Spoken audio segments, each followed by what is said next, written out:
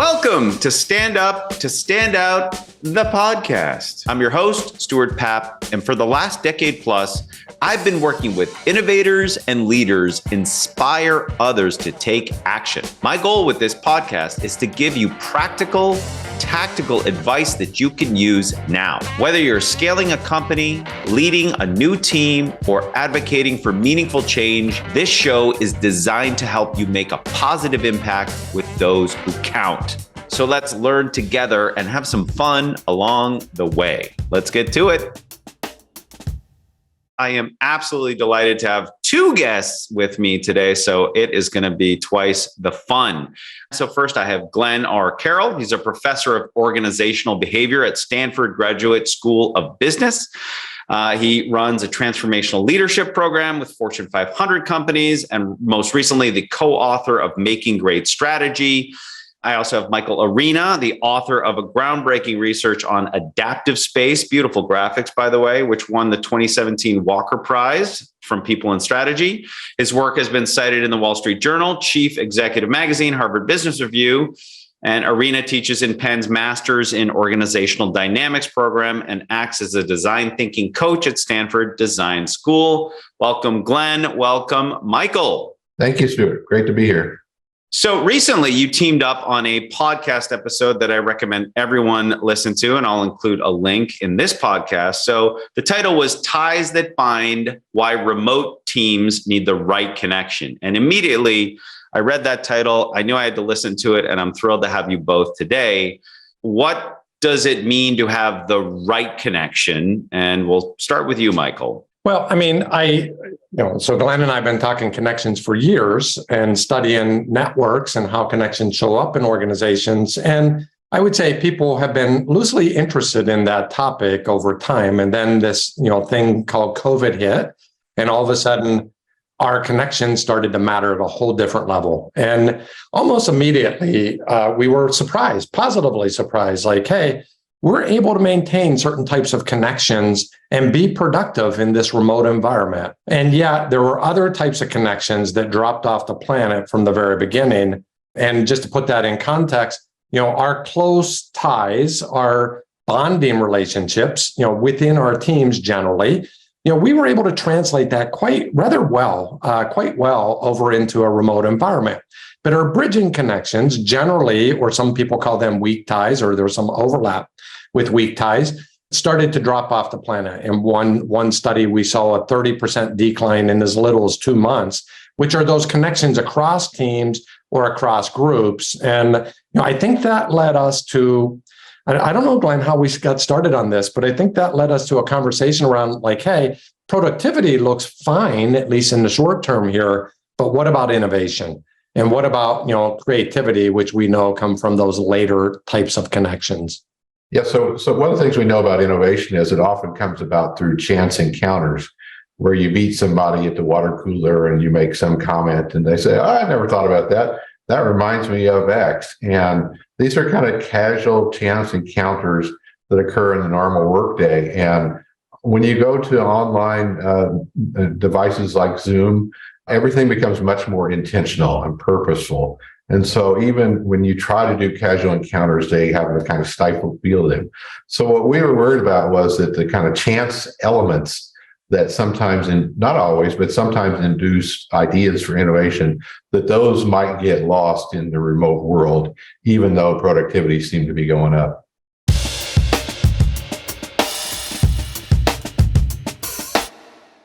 One of the things I heard from my clients is that the pandemic shifted the world into very black and white. I'm either in a Zoom meeting or I'm not, and I'm with my kids or doing something else.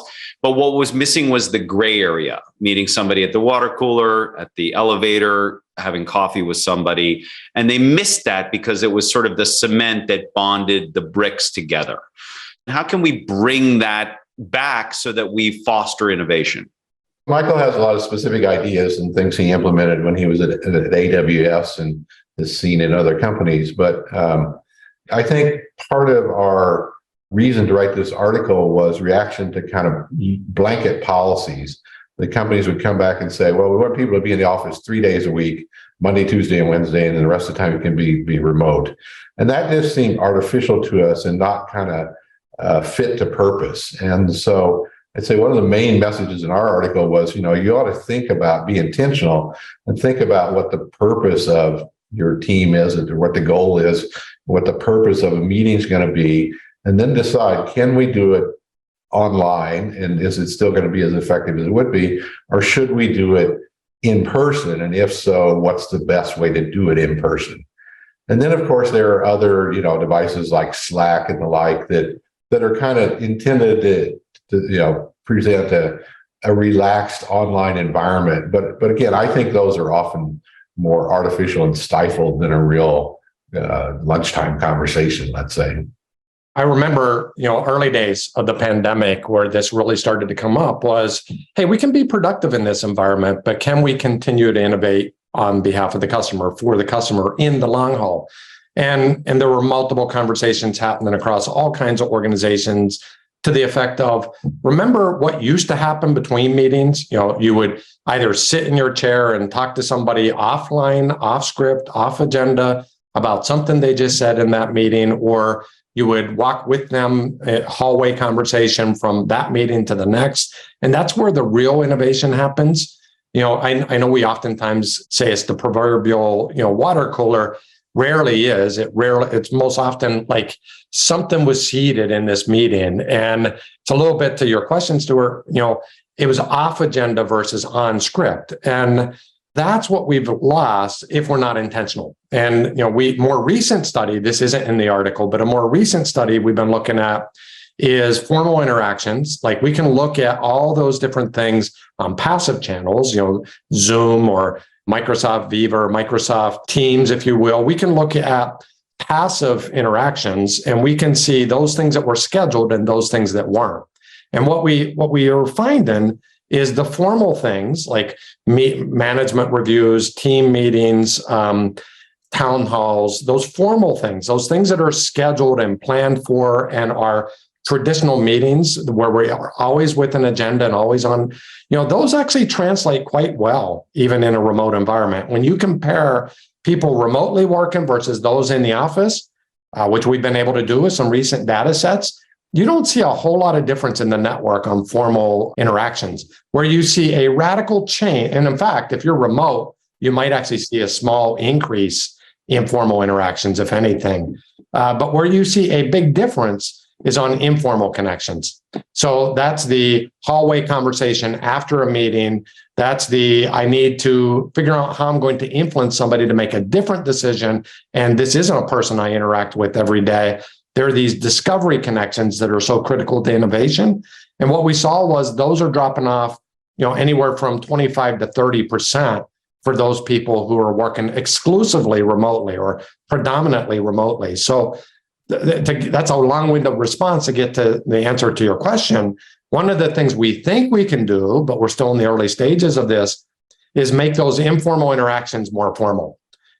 What can you do to create a formal interaction with that hallway conversation? Or what can you do to really force some of these informal things like who you go to for career advice or who do you go to for new ideas? How can you sort of formalize that in such a way that it's not just getting lost for those people who are working remotely? Sometimes that could be as simple as, we're going to take 10 minutes at the end of the meeting and go completely off script and just brainstorm on anything that you can think of that came up in that meeting.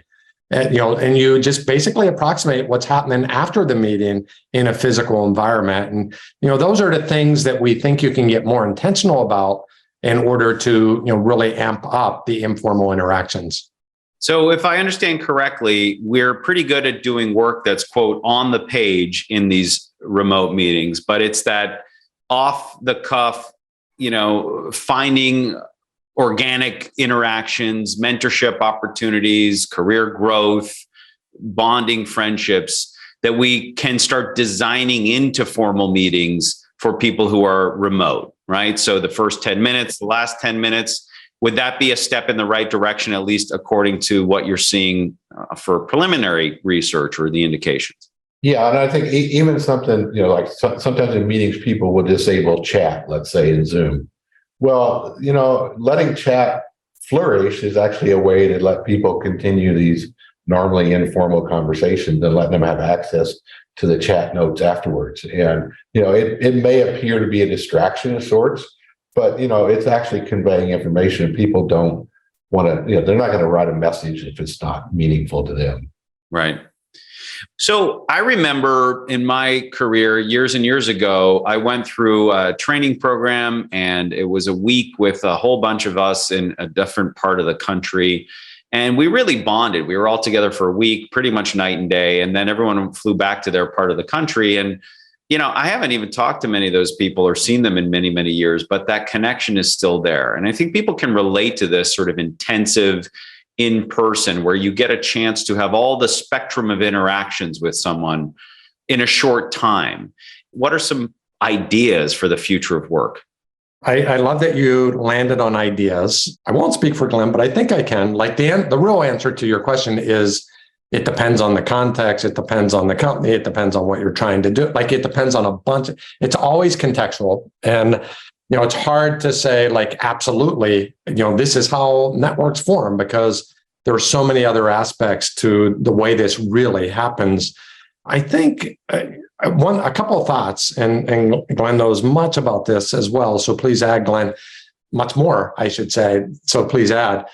One is it's easy. It's not difficult to reformat these, what we call dormant ties in social science, like these bridge connections, people who you were connected to from a different group, who you build trust with. Glenn and I don't interact with each other very often, but it's not hard for me to pick up the phone and just call Glenn. And within 5 minutes, we're back in the same flow of the last conversation we had, even if it shows up as a dormant tie in my network. That's not the real risk. The real risk is the risk of me forming new ties with people like Glenn so that I can continue to learn and continue to discover and innovate long-term. And that's where I believe, that coming back together face-to-face from time to time to build that, at least personal trust is important. And how often you do that, when you do that, in what context, I think all those things are, they're all dependent upon what you're trying to accomplish and so on. Yeah, to reinforce that, if I remember correctly, Michael, you told me you saw in some of the data you have that during the pandemic, that groups that were already established were able to continue pretty efficiently and effectively online. But the real trouble was with the newcomers who had trouble, onboarding and becoming socialized and feel like they were really a part of the group. And, and that took a lot longer because they didn't have this intensive initial component that we often have in starting a job. Yeah, that's exactly right. And that's where some of the things around even productivity have begun to break down a little bit in an exclusively remote environment because you have so much newness. You don't have quite the level of bonding or cohesion because you can earn trust remotely. It is true, but it takes many more iterations. And none of us have more time these days. And, it's that part that's harder to do. One of the things you can do, we believe you can do, is you can fast track that. You can accelerate that process by getting together periodically. And you get the face-to-face time. And as social creatures, we tend to earn trust more quickly face-to-face as opposed to virtually.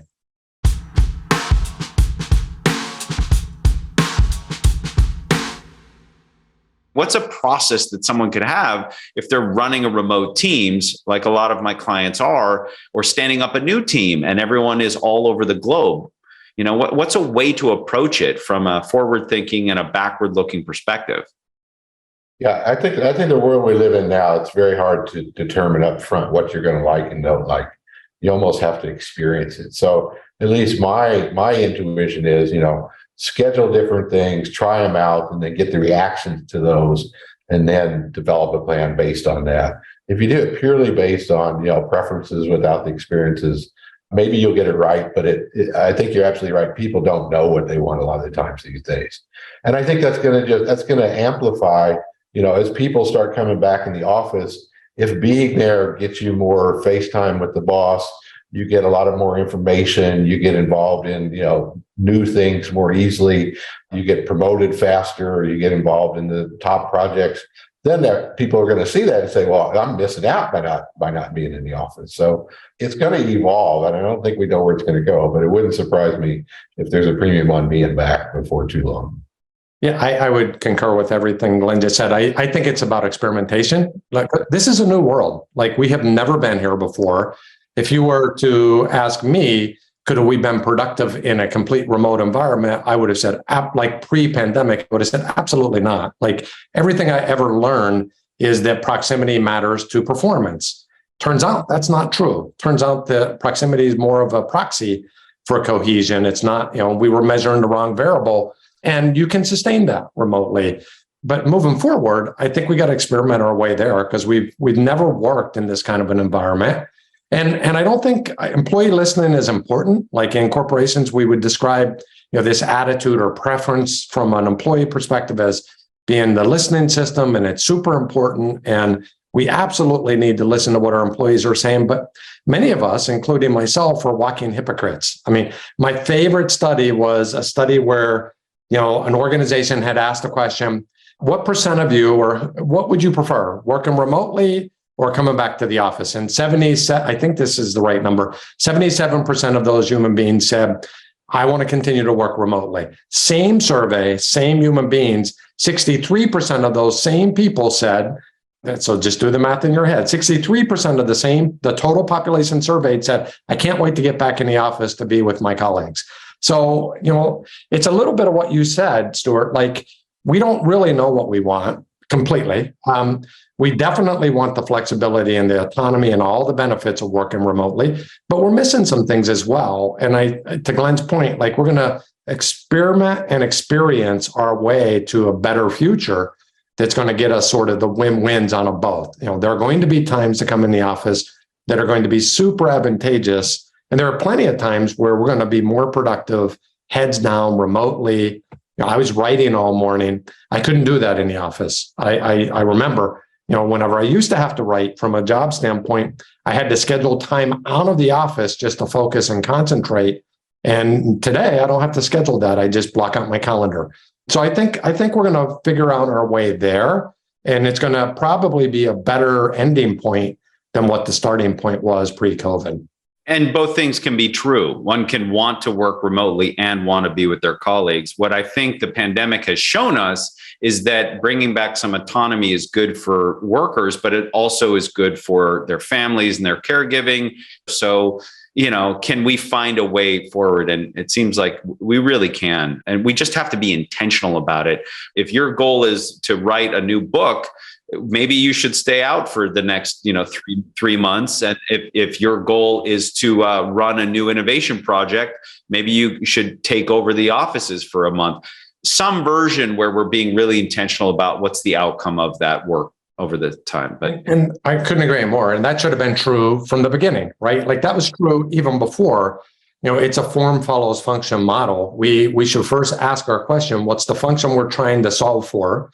Are we trying to discover new ideas? Are we trying to, build out those ideas into products or, solutions, or are we trying to influence others? And that's what we did try to articulate in the article. Like, are you ideating? Are you incubating that idea, sort of building on that idea, or are you, trying to scale that idea? And each of those functions requires a different form of interaction. And that's, that was always true. That was true regardless. It's just more prevalent now. It's more noticeable now because you literally have to change environments to make that happen. And I could see that really being an accelerant. So if you say to everyone, look, we're in ideation mode, so we're going to invest and work this way because that's the phase we're in. And then if that chapter is over and you're in incubation mode or execution or scale mode, even signaling that to people with their environment, saying the reason we're all working remotely is because now we're in that phase. I think that could actually be an accelerant to just be a cue. This is the phase we're in, and this is how we're working.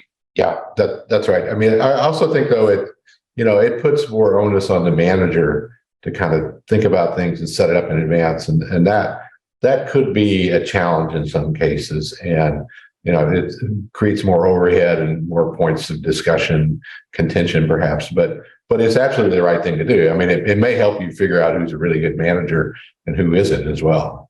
I want to pivot to something that's a theme I saw in both of your excellent books. And this is the idea of conflict or challenging. And it's something that it's easier to talk about and harder to do. So Glenn, I'm looking at Making Great Strategy and one quick excerpt here that you can both unpack, but we'll start with you, Glenn. So vigorous argument should be encouraged and celebrated, provided that people are arguing constructively. So there's a lot in that sentence. So maybe we could talk about encouraging vigorous arguments and celebrating them, what that looks like in organizations. In our book, we're talking about arguing about or discussing or debating strategy. What should be the position of the firm going forward in its, let's say, product market or service market? And, people often wind up thinking that arguments are a bad thing and that, the last thing we want to do is have a fight. And I can't believe they were disagreeing. Often they're disagreeing over facts. And you can clarify what the facts are up front.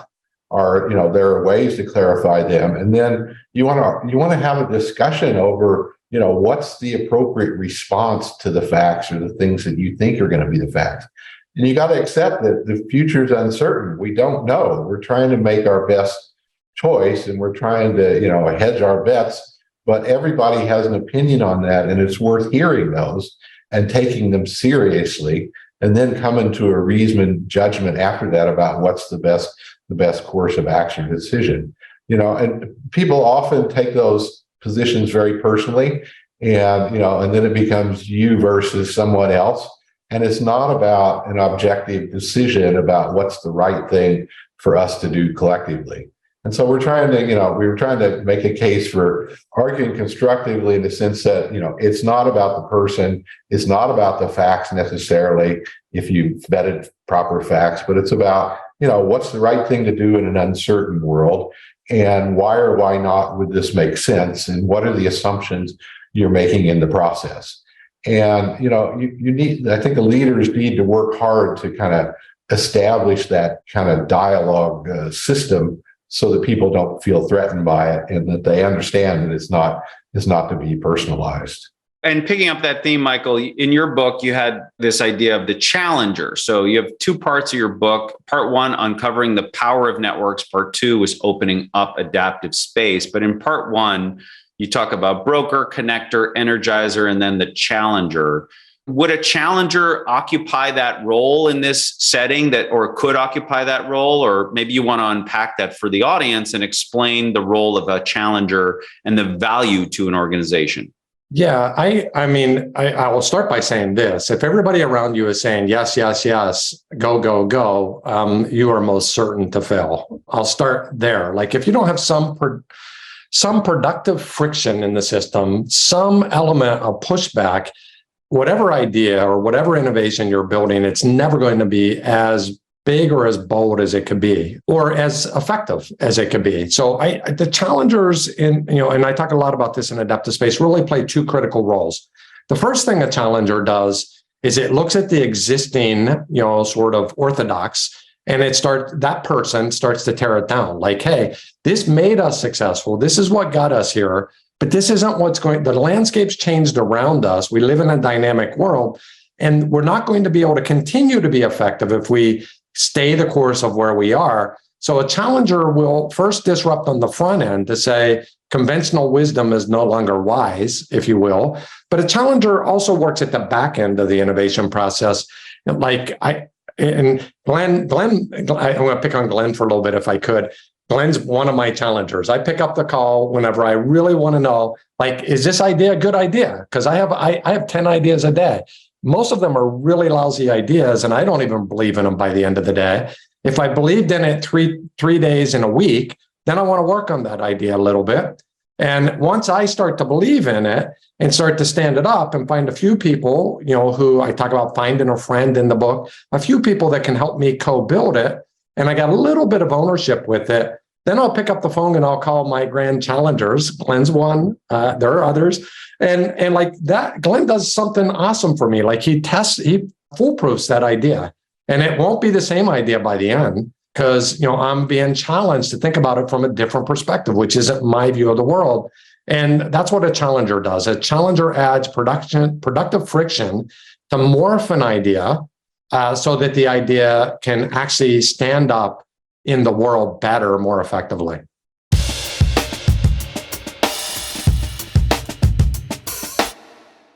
What I notice is that people tend to assign in group where everyone's working for the same company, the personality versus the role they're playing. And so a way around this could be, one idea, to paraphrase you, Michael, is role playing like a red team game where you war game and say, okay, for the purposes of today, Stuart has 10 ideas. Glenn, you will oppose each one of these. Michael, you'll support, and then we'll flip flop. So now I'm assigning you more of a role that's designed to get the best critical thinking. But at the end of the day, we can all go have a beer together because we know that we're colleagues, we're supporting each other. And once we agree, I will be there to support the execution of it. And sometimes I feel like people either commingle these or they don't distinguish that. So I don't know if there's a way around it to encourage this spirited, constructive debate without diminishing or eroding relationships that are critical in work. Yeah, you're absolutely right. It becomes personal.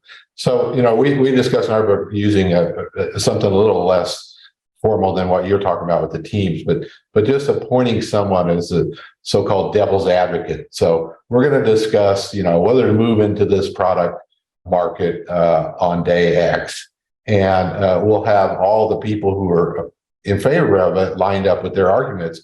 But we, rather than, wait for someone to naturally develop an opposing argument, which then kind of makes it personal because they're opposing the group, you assign someone or a team of people to say, okay, we would like you to muster the best set of counter arguments for why we should not do this. And it's understood that that's their job. They may or may not believe those positions, but they're charged with developing the best argument they can. And they're not supposed to take it lightly. They're supposed to really challenge it. And then you have a group discussion about that where everyone thinks like, okay, we're talking about ideas and possibilities. We're not talking about personal preferences or wishes or beliefs or our own interests. And we can have a discussion on that at the end of the day, come away still being good friends and colleagues and not have a personal issue with somebody who took an opposing side. If you just let it occur naturally, there's always the guy who's there who doesn't like anything. And they say, oh, there goes Stuart again. And everybody rolls their eyes and they don't listen. And that's not what you want. You want them to listen. You want them to take it seriously. And you want the best ideas to win. There are a couple of things in there, and there's one other really effective way I've seen this done inside of corporations, actually at Amazon to be more specific. But one of the things that Glenn said that I think we just need to really emphasize is those counter arguments should never be about the inventor, only the idea, or never be about the creator, the strategist, but only the strategy in Glenn's context. And if you can do that, like if you can separate those two and people start to recognize you're not critiquing me, you're critiquing an idea. And really, if you're a fragile individual and you can't separate those two, that could be a problem for you. But I think it's really clear that you should be pulling apart the idea. I shouldn't say, Glenn, when you do this, but I might counter argue Glenn's, hypothesis or, premise, if you will. The other way I've seen this done really well is put it back on the inventor themselves preemptively. So one of the things that Amazon does really well is everything's written in a document. So if you got a new idea, you write it up. And at the end of a document, there are pre-structured, hotly debated questions or hotly debated topics. And rather than waiting for someone else to show up, if there are things that I just am not certain about, or I think others are going to be uncertain about, I'll just raise them. Like if I'm writing that doc, I'll just raise them as issues. And then what happens is mostly people will agree with the things that you've written prior to that and focus most of the energy, productive friction energy, on solving for those two hotly debated topics. And rather than talking about 30 things, you spend your time perfecting and elevating two things. And all of a sudden, it's not at that point about the inventor at all anymore, the individual at all. It's about how are we going to make this better together at the end of the day. And if you don't have that tension, I oftentimes would say, I think I even said this in Adaptive Space, you can't have a breakthrough unless there's something to break through. You got to break through some conventional wisdom and you got to push that boundary. And that's, again, what the devil's advocate or, the productive friction really does. It helps to shatter the original paradigm to think about it differently and elevate it. I'd like to ask about, I'm imagining a room where someone's presenting a new idea at some fast moving tech company. I've also heard if there's 10 people in a room, let's just say that 2 or 3 of them are extroverts and they may dominate and influence the tenor of the meeting. How does one encourage that diversity of thought in those critical meetings and make sure that just not a few people sway the meeting? So the psychologists have a technique they call nominal group technique, or NGT, which requires some setup, but it's very effective. And basically what you do is you circulate the questions or the issues that you're going to discuss in advance, and you ask for some preliminary advice or responses in advance. And then the meeting organizer collates those, collects them, and distributes them before the meeting, often without attribution to who said what. You say, okay, we said we're going to discuss moving into this product market, and there are 10 of you, 6 people favor it, 4 people don't. Here are the reasons why, and they get all that information in advance. And then when you come in the meeting, it has the effect, it's very efficient because you're not wasting your time just explaining positions. You're actually now going to be able to have an exchange to debate the viability of them. And, you can get down to business a lot quicker, and it's kind of depersonalized it. And it's also, everybody feels the obligation to respond, and the organizer should follow up if they don't. And you get all that input. And so even if they don't talk much in the meeting, they've had input into that. And so, there are a lot of studies in psychology that show this is actually a very effective way to run meetings where you're trying to make a decision. I've actually seen that automated, and it's by far the most effective decision-making process I've ever been part of, where exactly that a decision is being presented. 5 independent people review it. I would add one notion to the end. Maybe you said this, Glenn, but they all decide thumbs up or thumbs down. They add commentary. People don't see who was thumbs up or thumbs down until they've submitted their own. So it's locked in at that stage. And then the discussion is, so Glenn, these were your points. And then the facilitator sort of brokers the dialogue. And if everyone's in alignment, pulling those voices in are less meaningful or less needed, where if there's 1 or 2 people that are standing on the edge of a decision or have a contrarian view of something, they're pulled in. And I've seen it flip. If there were 6 people and one person was, sitting out, it's kind of like the 12 Angry Men movie, right? I've seen it flip in the other direction if properly facilitated, because somebody had some really substantial things that everybody else just sort of looked past for whatever reason. So if it's a critical business decision, it's worth taking that time and doing something like that. I also would say you're not always afforded the opportunity of using nominal group process in advance. Great leaders know how to make this happen on their own. I worked with a phenomenal leader. I won't name by name right now, but in this particular case, at the end of a meeting, this person would call out the people who haven't spoken and say, Jim, you've been silent, or Jenny, I haven't really heard your point of view. I know you have a point of view because we talked about this before. And a great leader will listen, pull in different thoughts, and then at some point even help to make the decision at the end after that's all been considered. And I think leadership can really help to ensure that there's a balance of perspectives. I love that. So I hear, really planning, designing it into the meeting, doing the work, getting the ideas on the page, using anonymous or blind ways to extract those decisions, and then being proactive and pulling people in. Those all seem very, doable and action-oriented ways to make sure you're getting all the voices out. Did I miss anything with those 2?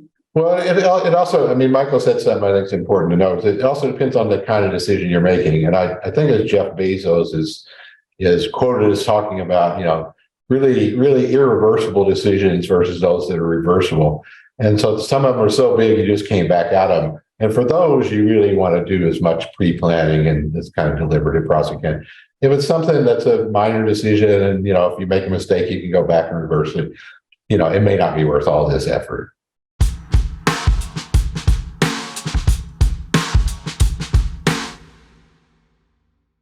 Could you distinguish between broker and connector and then explain energizer and challenger just so we can understand? Yeah, absolutely. So these are four roles. You're on a continuum between a broker and a connector. You're in the same network. You're not going to be both of those. In a different network, you could be. And that's basically, we talked a little bit about this at the beginning of the podcast. That's basically your network position. So that is, you're more central to a given team. A better way of describing a connector is a central connector, which means they're central to any given place in the network, any given team in the network. They have a lot of redundancy around them. So in other words, I'll pick on Glenn a little bit more. Glenn is a central connector, at Stanford Business School because he's super connected to everybody there, and other people are connected to each other. And most likely, he may argue with me about this, most likely, because that's what he does, he's in the center of that network, just as I was when I was at Amazon or General Motors with my team. A broker is someone who bridges across groups. So a broker in, say, take it to General Motors context for a moment, would be a person who sat across 4 or 5 different teams or 2 or 3 different functions. They may be on the edge of their day-to-day function, but they're super connected to 3 other functions. So they provide this unique value of discovery and novelty or new insights because they see the world differently because they're sitting on the edge. So that's broker and connector. Brokers are really good at coming up with new ideas. Connectors are really good at bringing them into the world and building them. That's network position. And real quickly, an energizer or a challenger is your network disposition. It's not where you show up in the network, but it's how you show up in the network. If you're an energizer, it means that more often than not, when Stuart brings up an idea, I'm going to be energizing Stuart or that idea. I'm going to be providing relational energy and trying to get other people excited about Stuart's idea. They play a role, or you could be the role that we just talked about a few moments ago, that challenger, that devil's advocate. And they each, that disposition, and again, you're one or the other at any given point in time with any given team. That disposition is really important. On the front end, you want more energy of a new idea. On the back end, before you release it, before you send it to market, you want more challenge in the equation. And the combination of those 4 help you to think about like the different work modalities in any given organization. And is it helpful for someone, Michael, to sort of orient themselves and say, look, I'm new here. And, I may just want to, sort of try to build out one role and then identify the brokers. And then I might be more of an energizer to just be a good listener, supporter in the early stages of my career. And then yeah, 100%. Your position and disposition should change over time and maybe even from, network to network. Real quickly, somebody coming into an organization, we know this, and I can go into a lot of detail, which I won't right now. We know that the first thing you need to do is create this very sort of broad network real quickly, like just get to know people from 4 or 5 other functions, 4 or 5 other teams, because, 6 weeks into the job, you're not going to be able to do that again because you're going to be heads down in your own work team. And at some point, you're going to need to rely on somebody who you build a bridging connection with. But quickly, you need to get to, I got to prove myself and I got to deliver something. And that usually happens more as a central connector. And if you go straight to being a central connector, and there's real research I can share if anyone's interested, you're far more likely to burn out and far less likely to be able to tap into a broader based network if you need them later in that process. So yeah, the answer is yes, absolutely. And this is like just a real soundbite.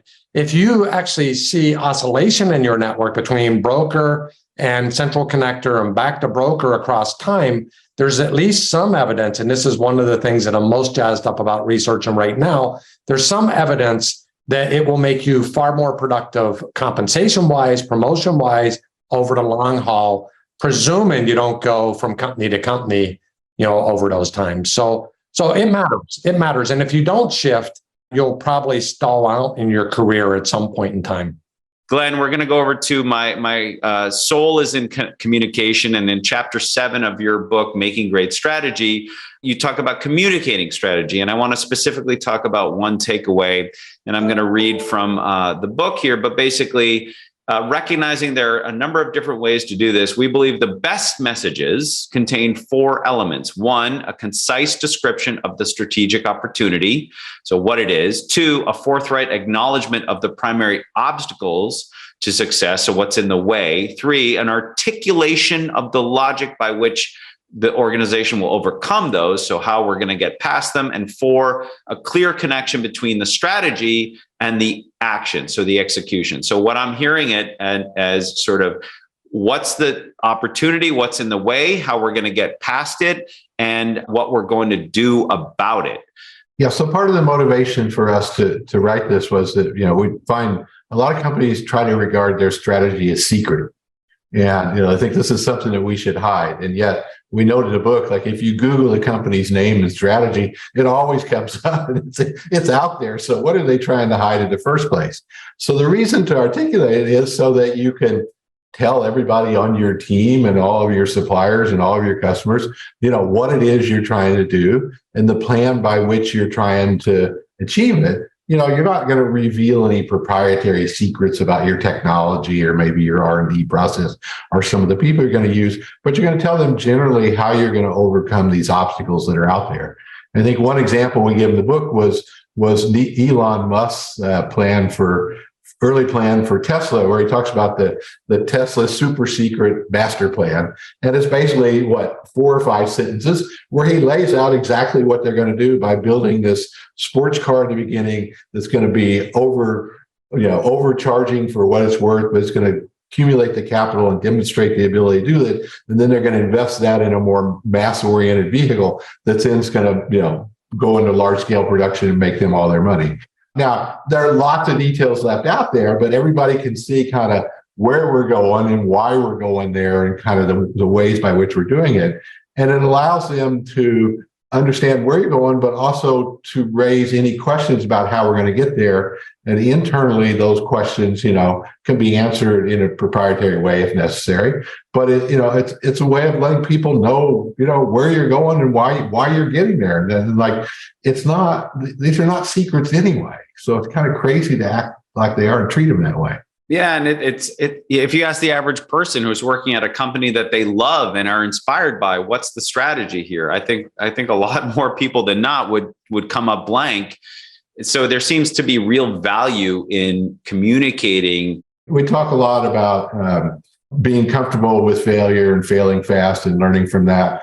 I think in some ways that's engendered a view that we should figure out our options, pursue one of them, and then very quickly determine whether or not it's succeeding.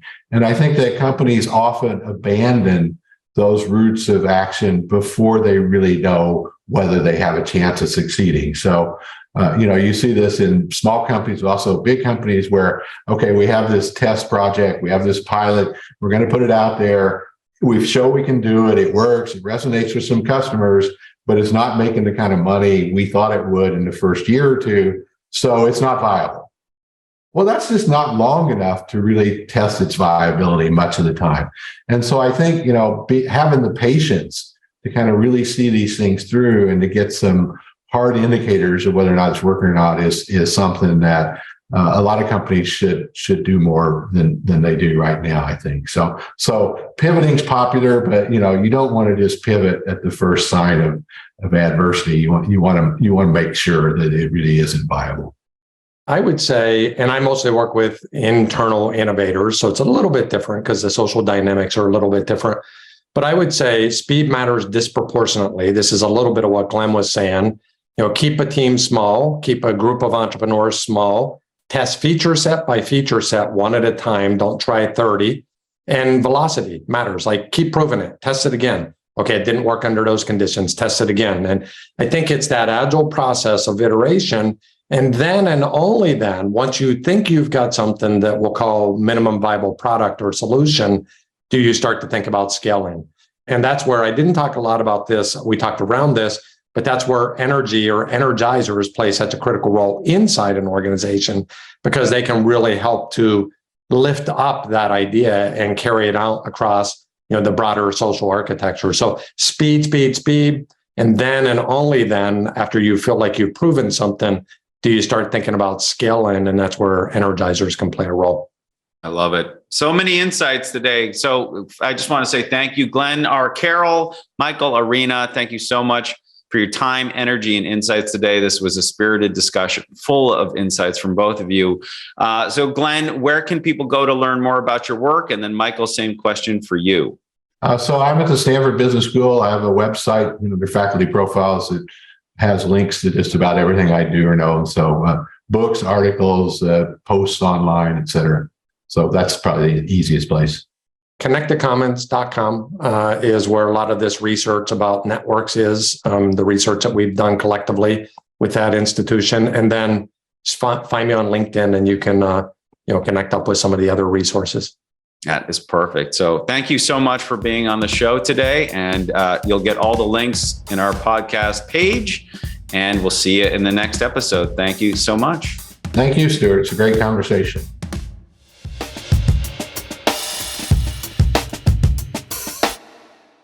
Thanks for listening to the Stand Up to Stand Out, the podcast. If you're enjoying the show, I urge you to check out influencedna.co and find the podcast page where you can find show notes, links to the guests, extra resources, and a whole lot more. Also, you can subscribe on YouTube, Spotify, Apple Podcasts, and make sure to sign up for our mailing list. If you have questions about the show or comments about how we can improve it, drop us a line. I will read every single message. That's podcast@influencedna.co. If you like what you heard, I'd say leave us a 5-star review. And if you hated what you heard, leave us a 6-star review. Either way, we're not stopping. See you on the next show.